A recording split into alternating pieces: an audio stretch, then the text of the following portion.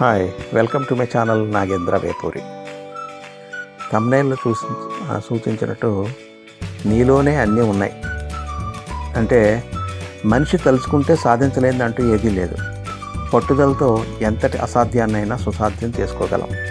కానీ అందుకు గాను ఏకాగ్రత ఉండాలి. ఒక పనిని ఎంచుకోవాలి. 10 పనులు ఏకకాలంలో చేయాలని తలంచి చేయడం వల్ల ఏ పని సానుకూలం కాదు. అన్నీ నేనే చేయగలను అనుకోవడం భ్రమే. ఎవరి శక్తియుక్తులను బట్టి వారి రంగాల్లో వారు గొప్పవారు అవుతారు. మన శక్తి సామర్థ్యాలన్నీ విచ్చలవిడిగా వృధా చేయరాదు. మనకు ధ్యేయం ఉండాలి, ఓ గమ్యం నిర్ణయించుకోవాలి. అది చేరేందుకే నిత్యం కృషి చేయాలి. ఇందులో పెడత్రావులు, పక్క చూపులు విజయానికి అడ్డదారులే. అడ్డదారిలో అనుకున్నది సాధించలేము. సమస్యల వలయం కంటే మన మానవ శక్తి గొప్పది.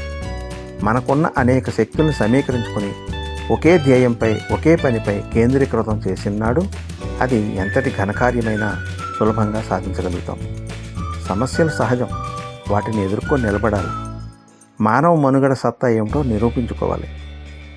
పందెపు గుర్రానికి కళ్ళేలు కడతారు, దానికి పక్క చూపులు నిరోధించడానికే ఈ పని చేస్తారు. అలాగైతేనే అది పరుగున గమ్యం చేరి విజయం సాధిస్తుంది. మనమైనా అంతే. మనం ఏదైనా సాధించగలం.